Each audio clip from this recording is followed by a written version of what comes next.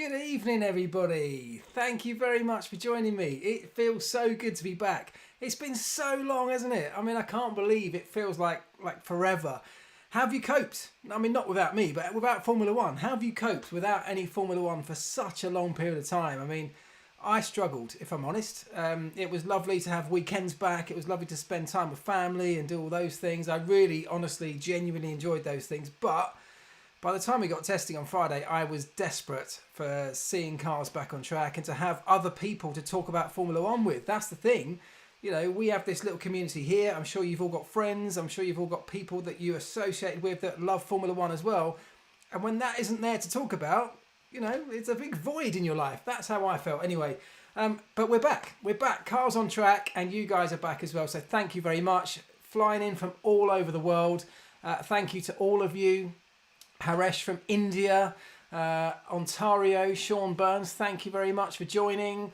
Alberta, Canada, hello, Curtis Grisdale, thank you so much more. And yes, everybody owes Chris a 50 quid because the sound is working. And yeah, whoever said in the chat earlier, I bet Elvis is checking, like triple checking that everything's working. That's exactly what I was doing.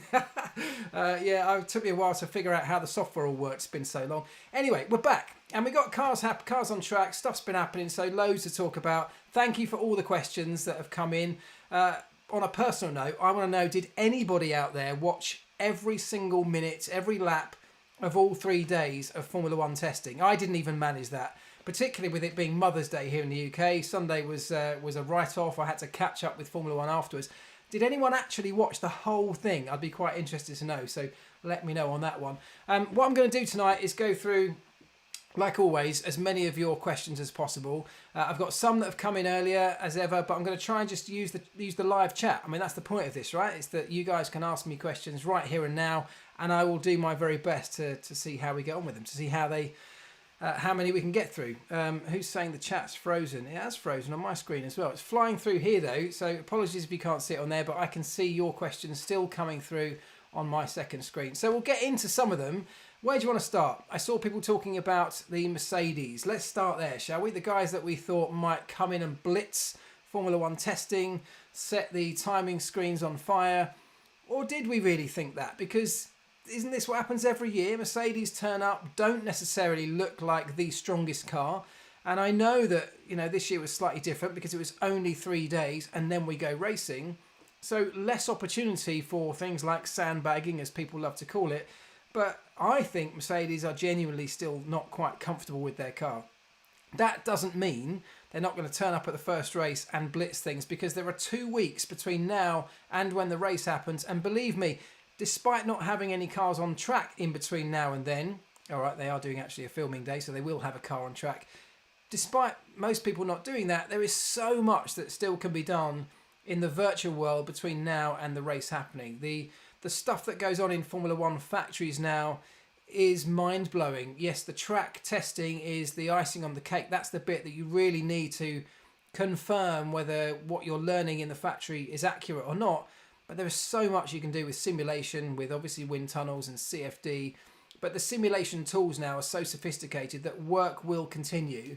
And what they have managed to do over the course of that 3 days is get an idea about correlation, and I touched on this in a video the other day.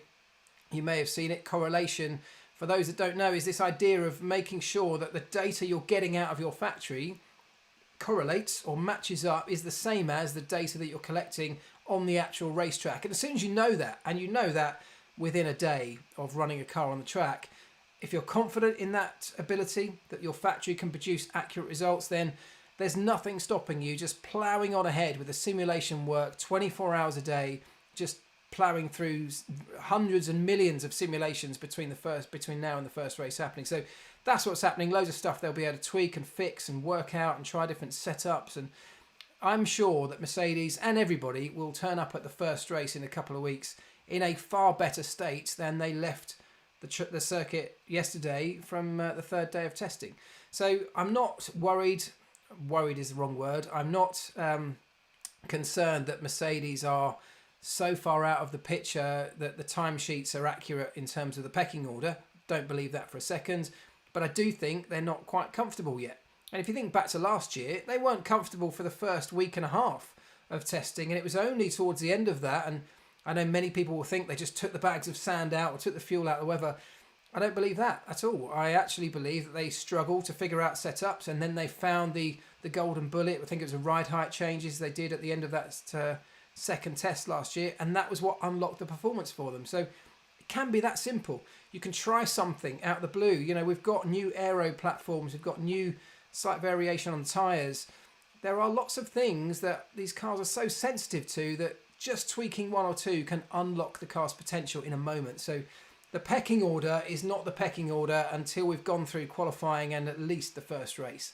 Anyway, that's the Mercedes, so not too concerned. Yes, some reliability issues. They've still got to figure those out, and not just for them, but their customer teams as well. Aston Martin struggled with some turbo issues as well as the gearbox, which is a Mercedes, let's not forget. So they are not bulletproof yet, and that is definitely something that we can normally iron out over a much longer spell of pre-season testing. This year, they just didn't have that luxury. So 3 days is definitely going to be, or has been, a challenge for some teams, because you have to condense all the things you normally would want to learn over weeks of testing into the most important items in 3 days. And the rest has to be done on rigs and simulators and over the course of Friday when they do get to the first race. So, yeah, interesting times, a lot of interesting challenges. If we thought this year was going to be a boring carryover from last year to this year, I don't believe that's going to be the case. There are a number of challenges that are really pushing the teams to their limits. Let's see, what else have we got coming in? Let's get some questions from you guys. How much impact is testing at a track like Bahrain versus the versatile Barcelona? That's a good point. Bahrain, of course, was chosen for 2 reasons. First of all, you can guarantee the weather. Nobody banked on a sandstorm and the windy conditions we had. But the second was that it was a very COVID-safe venue, in that we just come off the back of a double-header the previous season. They've proven that a race event can be held there in, really quite... They were one of the better venues for holding, the most organised way for holding a venue under COVID conditions. Therefore, it was a sort of straightforward one to go back to for testing. First race ended up being there, so in a logistics point of view, it also made a huge amount of sense. In fact, let's get to a question that somebody asked me earlier. Sorry, let me finish that question first. So, how does it compare to Barcelona? Well, of course, the circuit layout is very different, but it is very relevant because we ran there. That's where we last ran Formula One cars. That's the first thing. We've got the most recent data, bearing in mind a large part of these 2021 cars are carryover from 2020. A lot of that data from the 2 races that we held there, or only one on that particular circuit configuration, is valid, is representative, much more so than a Barcelona that was held way earlier in the season. And the weather in Barcelona at this time of year, we've seen snow on occasions there, so it made some sense. And all right, it didn't work out too well this time, but I don't think it was a bad decision to go there. I'm just not sure they'll continue to do that. I think it was a very specific set of circumstances that meant we ended up there this season. And on that note, somebody asked me, and I apologise, I didn't take a note of who it was, what happens now between this test in Barcelona and the race in 2 weeks' time? Do they bring the stuff home? Somebody said to me. And the answer to that, I wasn't 100% sure what each team would be doing. So I've actually called a few people today, my former colleagues at McLaren. I also called some people at a couple of other teams, or messaged them rather, to find out what they're doing. And actually, a few of the teams are doing different things. McLaren, for example, I think everybody's leaving their garages set up. So the circuit have their own security that will be there every single day, guarding everything essentially. So the team's equipment will all be locked up in the garages with security there. The teams have their own security on top of that, just to make sure everything's absolutely safe and sound.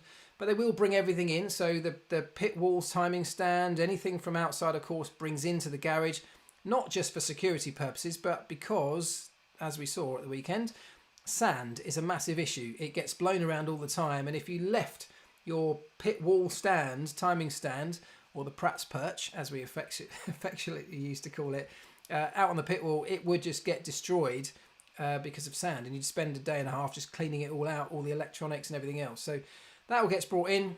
The garage remains set up. The car, so the test car that was doing all the laps over the 3 days, that goes home. It'll get a full service and turnaround back at the factory. I know that McLaren are bringing that test car back out as a spare chassis, and there'll be 2 new race cars come out for the race.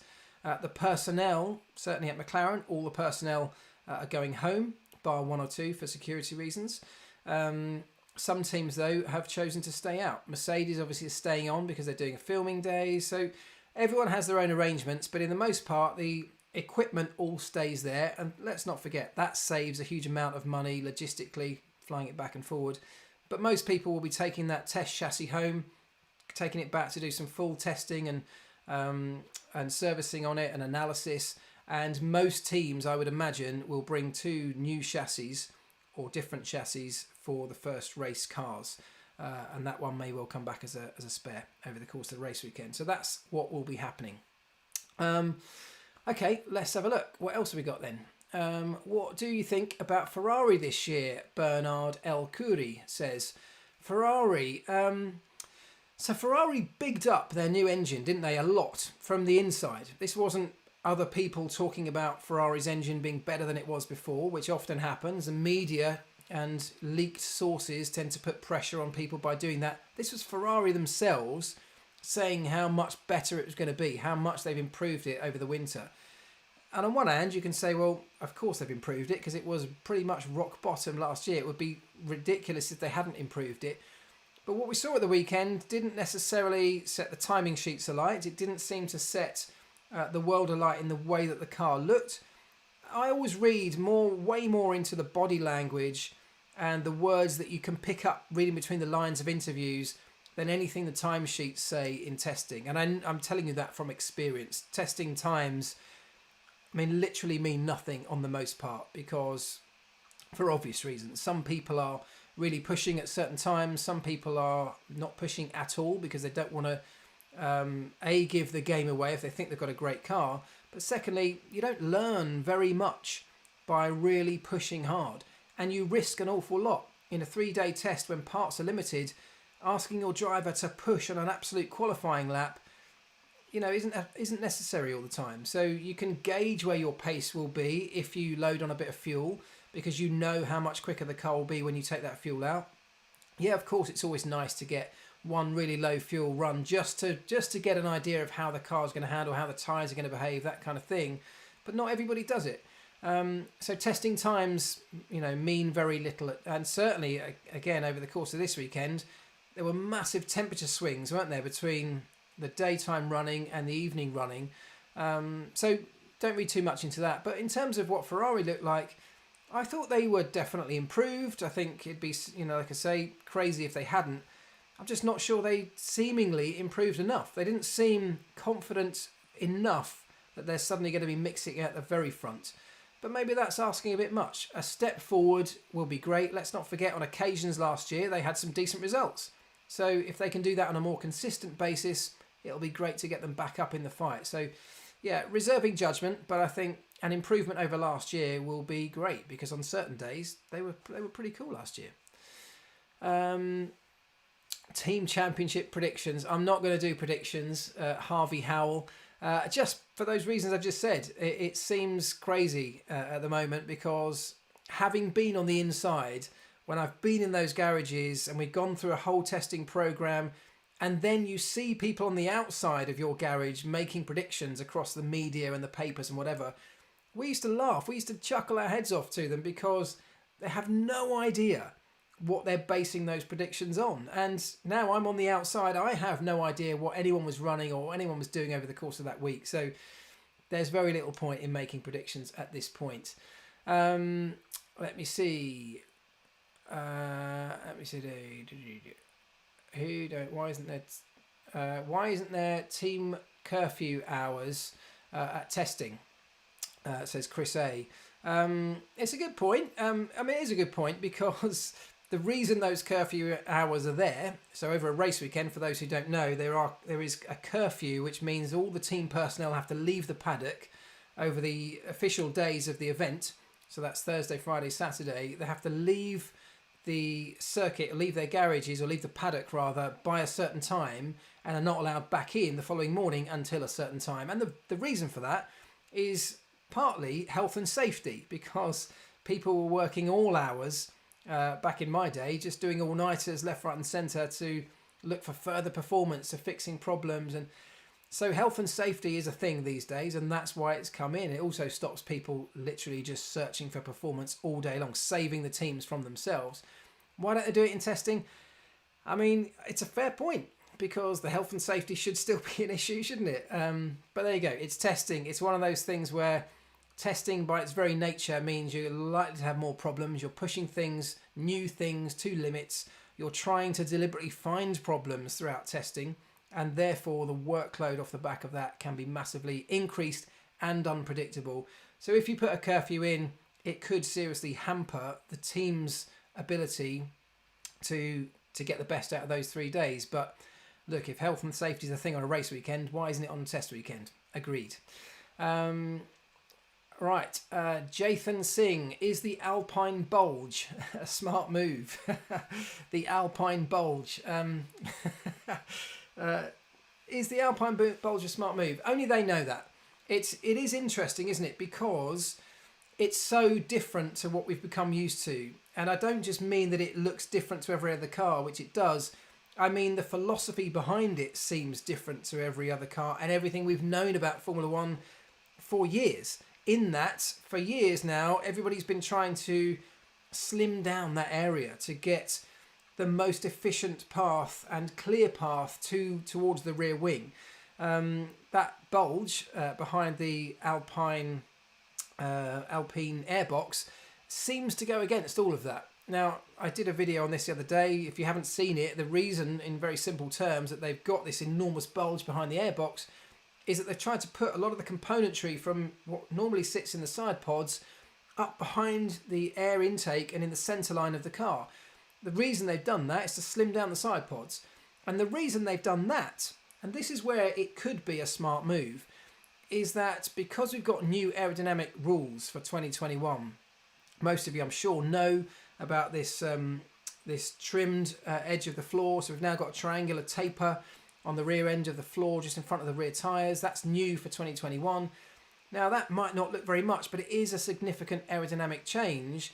And one of the things that it really hampers most is the ability to seal off the underside of the diffuser, which the old floor, with all of its bits of trickery and longitudinal slots, which are also now banned, used to be able to do. Sealing off the edge of the floor maximises the power of the diffuser and the under tray of the car in generating downforce. So now what everybody's trying to do is to try and find ways to recover the ability that that old piece of floor used to give them. People are looking into new areas. Now, what most people have done is kept the side pods very much like they used to be and played around with the floor, with the barge boards, looking to regain that sealing effect. What Alpine have looked to do is almost flip that on its head a little bit, and instead of just trying to regain the same effect from last year, they've thought differently and slimmed in the side pods, giving them much more scope to shovel airflow around the edge of that side pod in this now much bigger gap to the edge of the floor and get it into that crucial area above the diffuser. So the new regulations have probably forced them to look into new areas that they would never have looked beforehand, and they have seemingly taken a different spin on all of that. Whether it's the better way or not, well, I guess only they will really know what the numbers tell them in the wind tunnel. The costs of doing it mean that if you're putting all those radiators or intercoolers, other componentry up high behind the driver's head, you're raising the centre of mass of the car, which is bad because under cornering that becomes much harder to control. You're also obviously creating that huge bulge, which in front of the rear wing would seemingly hamper the airflow to that crucially important rear wing. But on the flip side of all of that, what they're clearly seeing is better numbers in terms of downforce from the diffuser as a result. And obviously, otherwise they wouldn't have done it, the two offset each other. Or, you know, the cost is not offset, or is offset rather, by the performance gain from what they're seeing at the back of the floor. So maybe they found something no one else has really thought of, and it's also not something that anyone else can really copy at this point because it's the hardware, it's the installation of the power unit and anything else that's around that, that's under that bodywork. So it's not a case of just bolting on a new flick up or a new fin somewhere. which may be a bit more like the McLaren diffuser trick that we'll get onto in a moment. It's more of a full-on hardware installation, so they're stuck with it. Everyone else is pretty much stuck with what they've got for this year, and we'll see. It could be a winner or not, but they looked all right, didn't they, Alpine? I thought they looked a fairly solid, stable start to the test, and it was good to see Fernando back, wasn't it? Shall we talk about McLaren then? Shall we talk about that McLaren diffuser? I've prepped a couple of photos for this. So this is what we're talking about.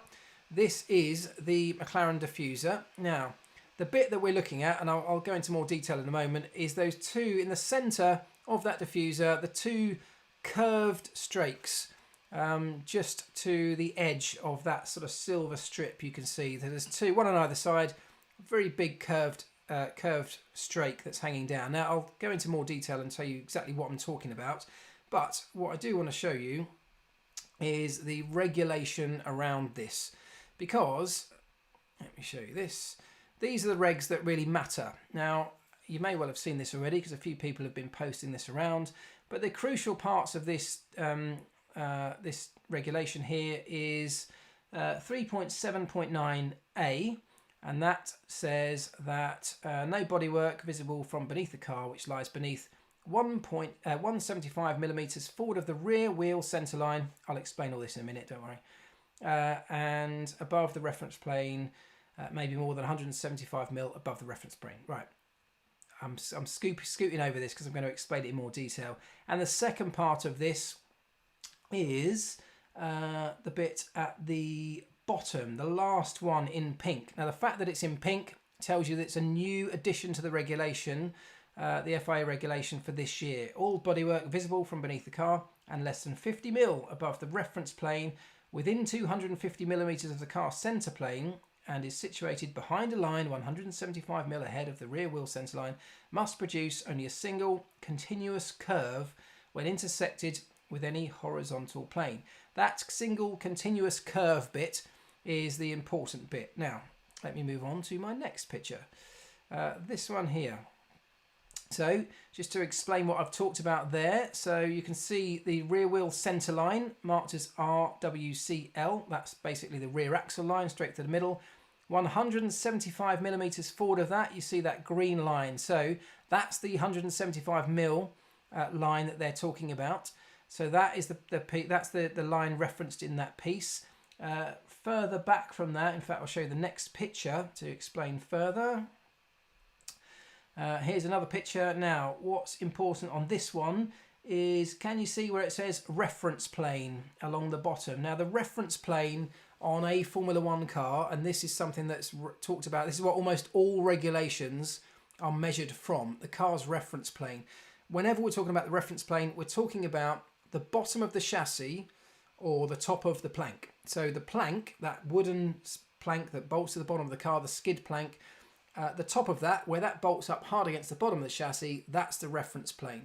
So this year, in fact, here we go, I can show you. This year, the diffuser has been raised, those strakes at the rear have been raised by 50 millimeters. So if I show you this, again, the strakes, so the vertical strakes hanging down on either side used to be 50 millimeters lower than that. The reference plane, you can see, is right below that metallic strip. That's the back end of the plank.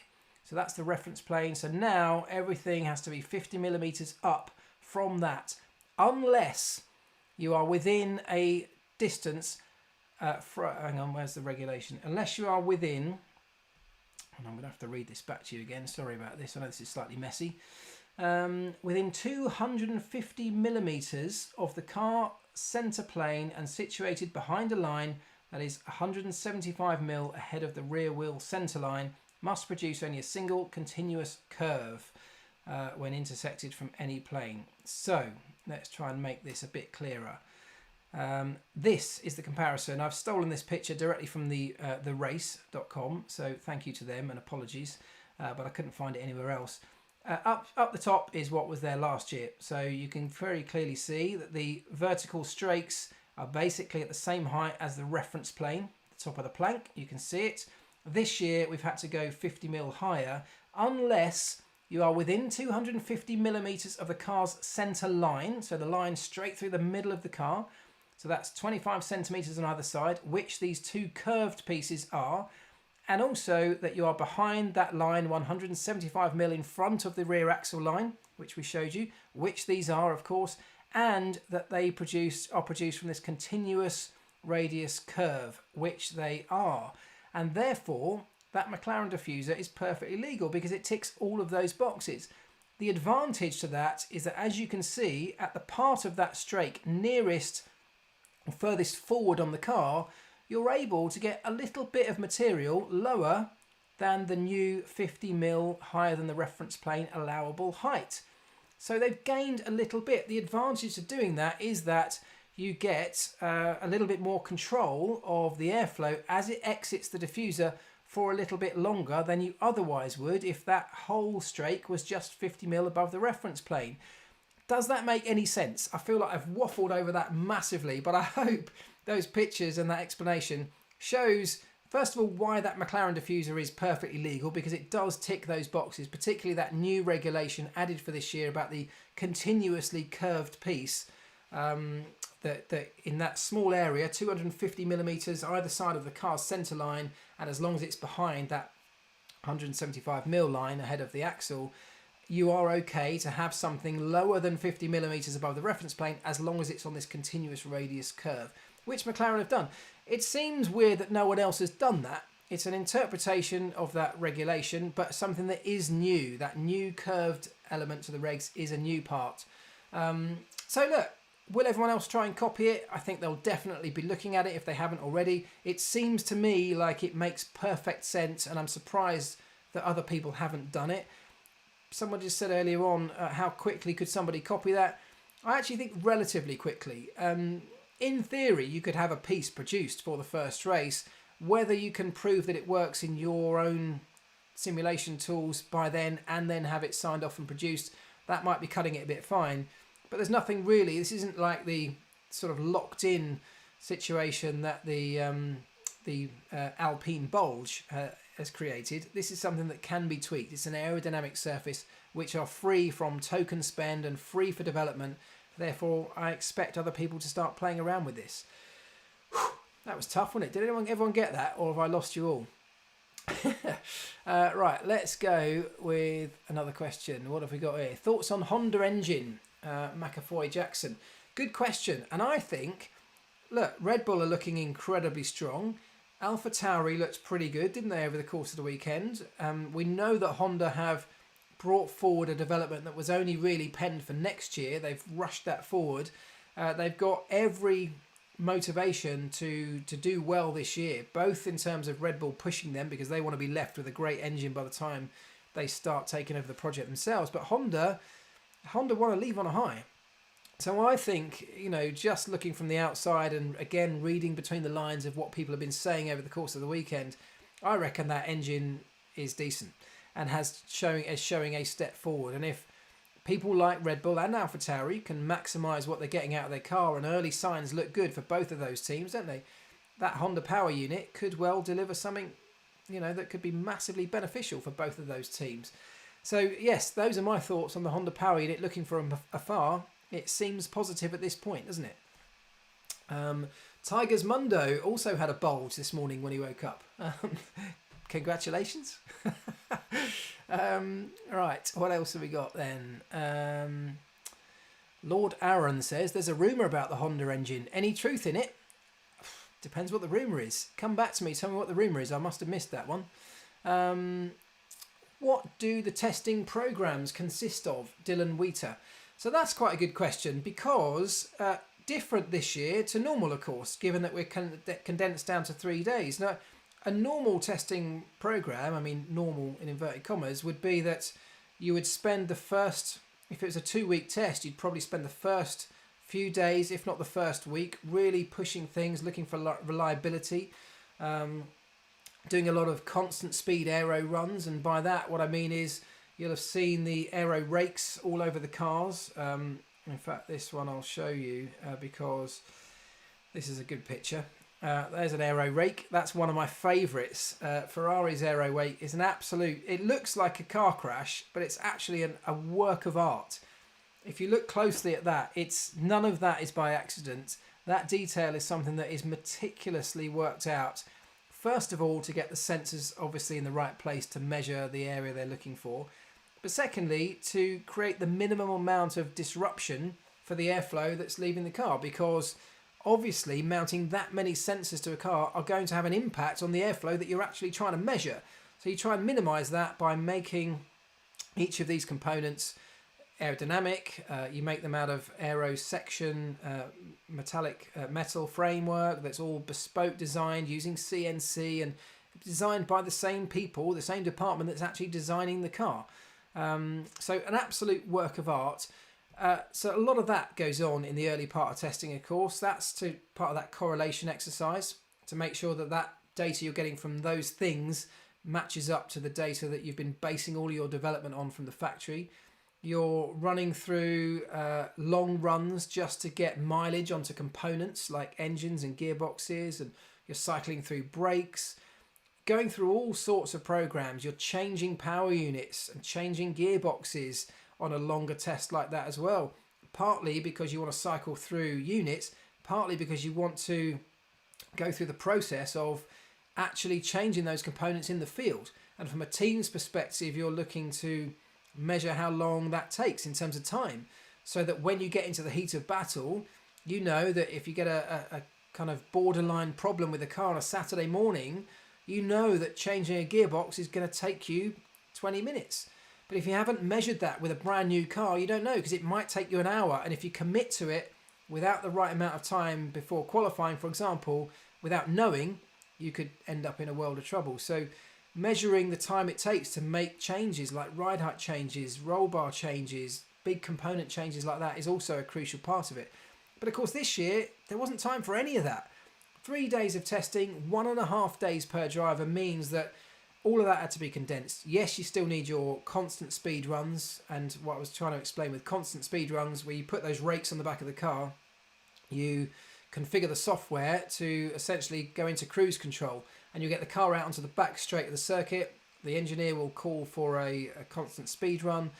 They actually call it cruise control. You hit the cruise control button and it will be set to a set speed, the same speed that they've been getting data from in the wind tunnel, and the car will just drive along at that speed, perfectly maintaining that speed all the way along the straight, gathering that data that's then directly comparable to the data they've been using at that same constant speed run in the tunnel. So there's all of that going on, as well as looking at tyres, as well as getting team procedures up and running. There's a whole host of stuff. Of course, you've seen the aero spray, the FlowViz spray. That's another means for just getting a very quick visualization of what the airflow's doing.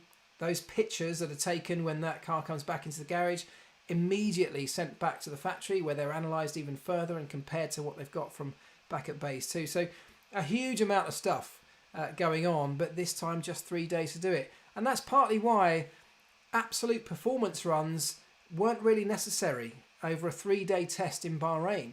You can figure that out on a Friday in Bahrain of the race weekend, when actually conditions are going to be more comparable to the event because you're in it.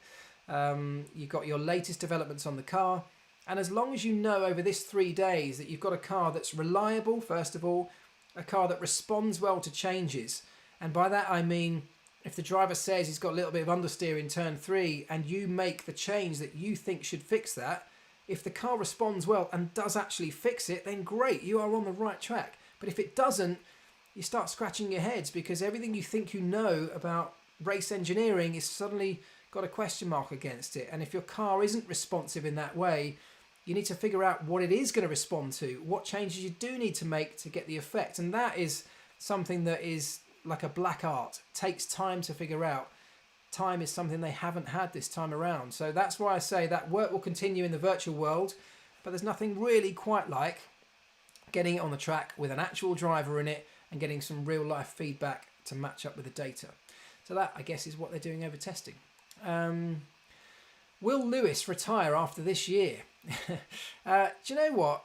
I couldn't tell you this at the time, but just recently I was incredibly lucky to spend this was just a week ago, to spend an entire day with Lewis Hamilton. Something I haven't done since I worked with him back at the team. In fact, I spent a whole day with Lewis, and I spent a whole day with Valtteri on the second day. It was for a Petronas commercial that we were filming together, and it was just amazing fun and amazing to catch up with both of them.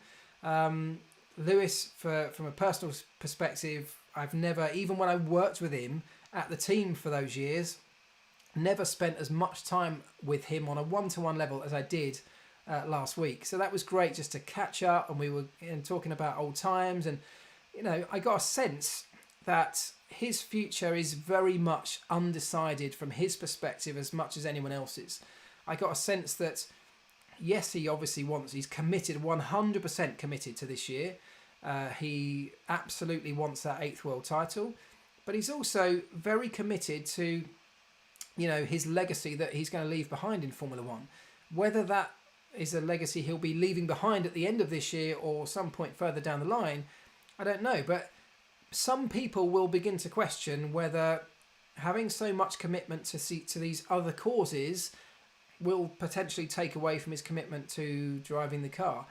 I'm not sure I buy that, because I think his mindset is so focused on driving when he's in the car and on a race weekend when he's there that I don't think it's going to compromise the two. But I got the impression that he doesn't know himself what he'll want to do after 2021. Who knows? I think it sounded like the negotiations for his contract were tricky, and it took some time, because things were tricky, figuring a lot of little details out about the longer term, not just because they never got round to doing it. So obviously we didn't get into absolute specifics about what were the sticking points, but reading between the lines, I would say that he perhaps wasn't ready to commit longer term than just the first year at this stage, and that may well change as the year goes on. It may well hinge around whether or not he gets an 8th world title, but that's just me speculating. And on the second day with Valtteri, what an unbelievably nice guy he was to hang out with for a whole day. Brilliant fun. I was worried that I had to interview him over the course of the day for various things, that I'd struggle to get too much in the way of content or emotion out of him, because he's not always his Finnish, and I've worked with a couple of Finnish drivers now. They can be tricky in that sense, but he was brilliant. Great fun, really nice guy, and absolutely still believes that he can win the title, which of course you have to in that situation. Right, let's go.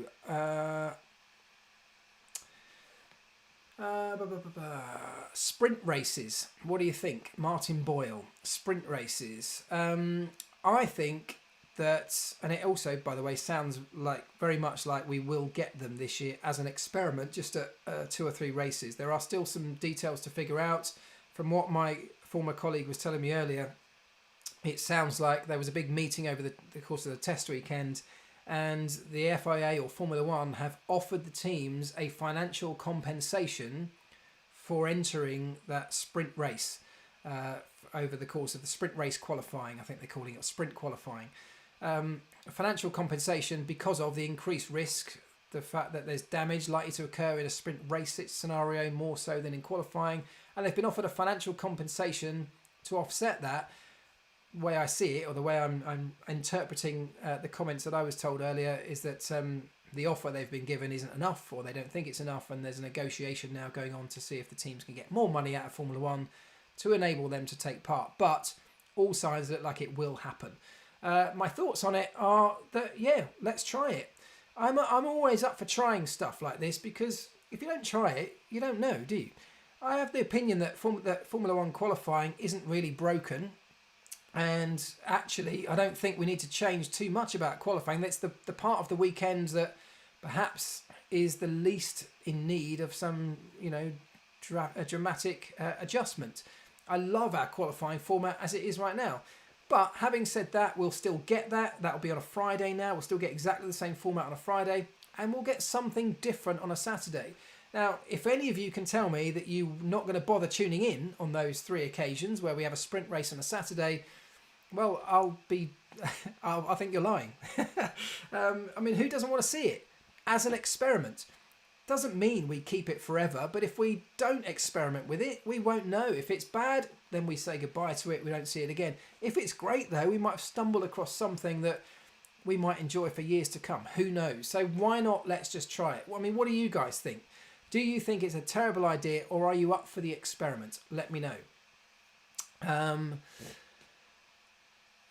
What do you think about Nissani getting the drive in the first day? How much did it hurt Williams? It's a good point, that. So Roy Nissani got a full day of testing. Now, I don't think it's too much in the way of speculation to say that that must be a commercial consideration on the part of his side. He essentially has paid in his contract for probably a set number of days of testing. And given that we've got so few days of testing now in Formula One, perhaps Williams were left with very little choice but to give him one of those full 3 days.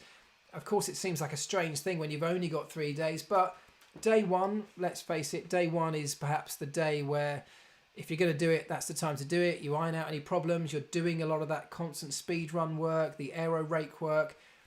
In theory, then, the second and third day where the race driver's got to have a go, the car's already gone through its very early assessments. Maybe some niggles have been worked out, and actually I don't think it will hurt them too badly. But it is a strange thing, but that's the nature of the Formula One world we live in. What are you saying about sprint races? I think you should try it. Terrible experiment by all means. I don't know if I like it, but I love watching F1 cars on track. Try it. What do you...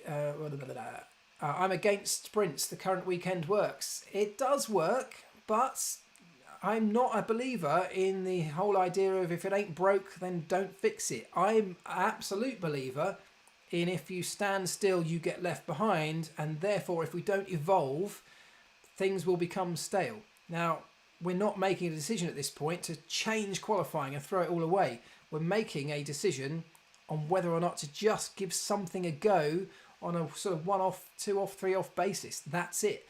So, I mean, who said it's a terrible experiment? How can an experiment be terrible? Because you're literally just learning something. That's my opinion on it. We'll learn whether we like it or we don't like it, but if we don't try it, we won't learn that. I like one lap qualifying, not sprint races. Terrible idea, running the purity of the sport for the sake of shareholders' income. Wow. Well, I'm going to disagree with that. Not because I really want to have sprint race qualifying, but look, the format that we currently have, we all think is pure because that's the way we've always done it, more or less. If 50 years ago, someone had decided that whoever qualified fastest on a Saturday would start the race at the back and reverse the grid, we'd all think that would be the norm and we wouldn't think twice about it. The fact is, someone decided that the fastest car would start at the front, and back then things were so different to the way they are now, it was never really a problem because the order was mixed up. There were so many variables in the race like that. Today, things have changed, and if we put the fastest car at the front, I know I'm talking about sprint races, but it's on the same sort of subject. If we put the fastest car at the front of a race today, given the spread of performance, given the lack of overtaking, all those things, it's no wonder that that fast car that we start at the front of the race gradually gets further and further away from the cars behind, and everyone gradually stretches out their gaps, and the race order more or less finishes in a very similar order to the way it starts. It's no surprise, is it? So I'm not a believer that we should just do things the way we've always done it because we've always done it. So my view, as I said, let's give it a go. If it doesn't work, we don't have to do it anymore. Let's see. Reverse grids aren't fair. I'm not saying we should do reverse grids. I'm just using it as an example, by the way. I'm just saying there are other ways to do things and we shouldn't be closed off to just doing things the way they are now. That's all. Okay, let's move it on. What else have I got here? I didn't prepare any other questions. I thought I'd just run with it today. Come on, ask me a question. What should we go with? Greetings from Jordan. Hello. Hello, good evening. Thanks for joining. Right. Okay, let's stop talking about qualifying because it's flying through my screen. I can't read anything. Can in-season development happen, or are the cars going to be the same? Right, good question. So, in terms of development, because someone else asked me about the token system, let me just explain this. Again, I touched on it in a video the other day, but let's explain it in slightly more detail. The token system, as you know, was brought in as part of the cost-saving measures to enable teams to carry over the bulk of their cars from the last year to this year. You were given 2 tokens each to spend between the 2 seasons. Those tokens could be spent on what they call homologated items. So the big items that, in theory, are the expensive items, things like the chassis, the monocoque, the nose cone, the certain suspension elements, the gearbox, the crash structures. Those things, if you wanted to change those, you have to spend tokens on them. Aerodynamic surfaces are completely free. So development on aero surfaces will continue like it always has done right throughout the season, unabated, only contained by things like the cost cap and aerodynamic research restrictions that are now in place for this year inside wind tunnels and CFD. So there are some limits, but in terms of what you can bring to a car, as long as you don't break any of those rules, you can bring whatever you want. You can bring a new wing, a new bodywork, you can bring new floors, anything aerodynamic you can bring. You cannot change one of those homologated items. Now, on that very subject, somebody asked me about this. Ferrari's nose, and again I think I touched on this in a video, so apologies if you saw that and I'm going over old news, but this Ferrari nose clearly looks different to the one they had last year. That little slightly swoopy section on either side of the little thumb tip, that's brand new. The reason they could do that without spending tokens, because Ferrari spent their tokens at the rear end of the car, and yet they've brought a new nose, and somebody said, how on earth is that possible? It's because that frontal part of the nose is just a shell. It's just an aerodynamic component bonded onto the actual crash structure, which is the homologated part. So the actual main bulk of the nose is the same. The crash structure is the same. They didn't have to re-crash test. They didn't have to re-homologate things. They didn't have to spend tokens. And yet, by tweaking that cap that's bonded onto the end, they were able to bring a new look nose and actually a new philosophy, because that is a slightly different way of spilling airflow over the front of the nose, over the tip, and collecting it down onto the cape and sending it through to the rear of the car. And that's kind of a theme rather, for this year, in that, as I touched on earlier, the new regulations have forced teams to start looking into new areas, and areas that they maybe wouldn't have looked at had those regulations not changed. Hence, we're coming up with new ideas like the Alpine bulge, as we're now calling it, like the Mercedes floor that's got a slightly different interpretation to most others, with that wavy edge. People are having to look at new installations of barge boards and the leading edge of their floors, again all different, to try and circumnavigate the changes in regulations. So it's interesting whenever you make a regulation change that the FIA have put in place to peg back performance. Of course, in theory, they came up with this magical number of 10% of downforce that they were going to cut by making these changes. It forces the teams to go looking for ways to claw that back. And in doing so, they look into new areas where they often find something that they would have never found had they not been looking in that area in the first place. Potentially like the Alpine bulge. And who knows what else might come along further down the line. But people are now starting to find new areas of performance that they didn't know before. And actually, we might get the cars before the end of this season, although development will be limited because of the 22 cars, getting very close to that performance that they left off in 2020 anyway. So we'll see how that develops. But it is going to be really interesting how people start to play around with floors and deflectors, barge boards, that kind of thing. VW Group to F1, says Luke K. That would be cool, wouldn't it? Lots more talk about the 2025 power units, getting more momentum behind that discussion now. VW very, very much involved in that discussion with the current engine suppliers in Formula One. And if it ticks the right boxes for them, and I think it's going to centre largely around sustainable fuels, having a very similar type of layout to the engine, but with sustainable fuels, which is a great area for Formula One to start embarking on developing, because that could be something that the wider world could massively benefit from. And if they can develop that area to the point where, let's just say, you could run a very similar engine to the one they have today, getting very similar levels of power out of it, using a fuel that produces zero emissions. Let's have that pipe dream.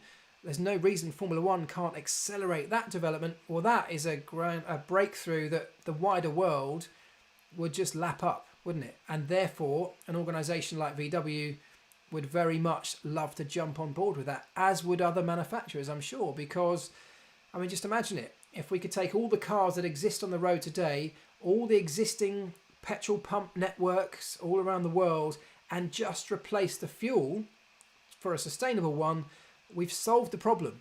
You know, this idea of electric cars, I love electric cars, they're great, but they're definitely not for everybody, and they don't solve all of the problems, but a sustainable fuel potentially could.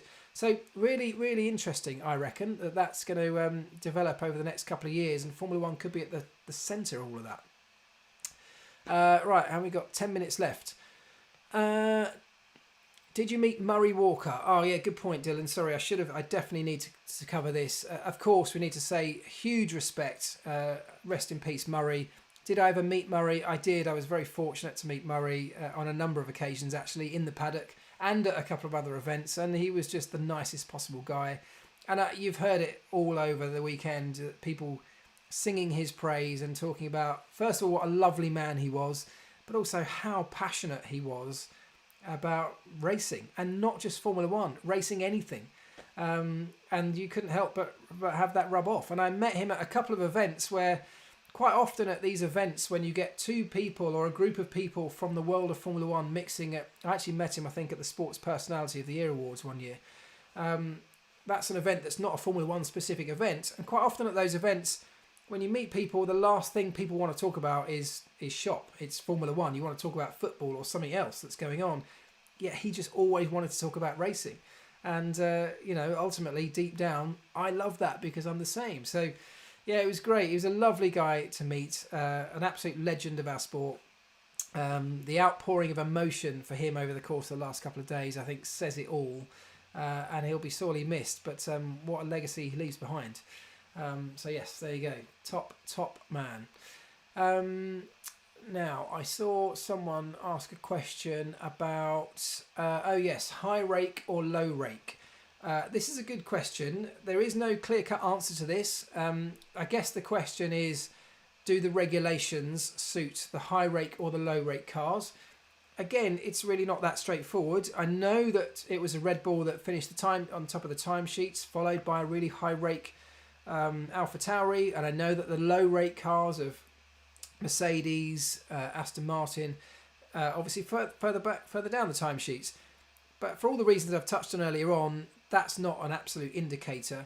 I think the biggest thing here is that this regulation, on paper, when you looked at the regulation change way back when they decided it, the first instinct is that it's going to hurt the high rate cars more.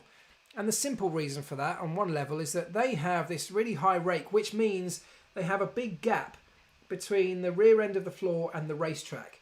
Now, that gap is something that can maximise the power of the diffuser because you're increasing the angle of the diffuser. You're maximising the power of the front wing because you're dipping that down right in close proximity with the racetrack. But what you have to do for that to work is to be able to seal off the sides of the floor from the racetrack to maximise and control the airflow moving underneath the car. If you can't seal that off, and they did that, of course, in previous years with these powerful vortices along the ceiling, along the edge of the floor to seal them between the rear tyre and the diffuser, just to control and seal off that high-speed, low-pressure air underneath the car. If you can't seal that, you potentially lose the impact of your high-rate diffuser, and even more than that, they have an even bigger gap to seal than the low-rate cars. If you lose a lot of the tools with which to do that, in theory, that hurts you more. But, as I said earlier, when you get a regulation change, teams go looking in new areas for areas of performance.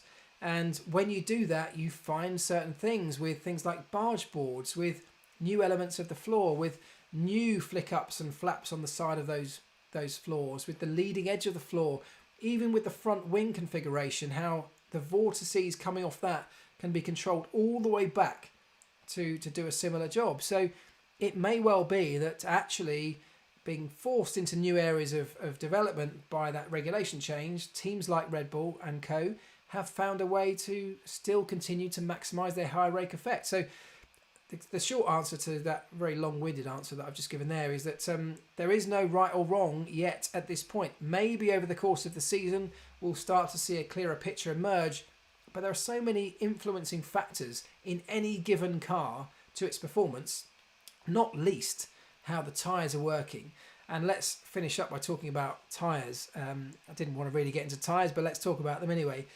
These tyres are slightly different. I know they are more or less a carryover tyre, but they are of a slightly different construction. They do have slightly different characteristics and ways of working. Together with the cars that now have a little bit less downforce on the rear, teams have all got to figure that out. We know how sensitive tyres are to performance, to temperature and performance.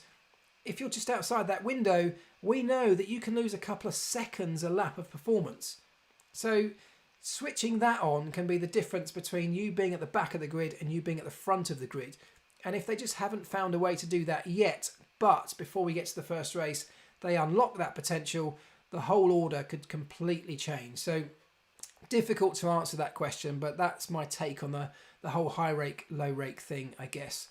Right, we've got 3 or 4 minutes to go. Let's see if we can find another good one to finish up. Yeah, I know, Jamie, tyre talk. Sorry about that. Let me see.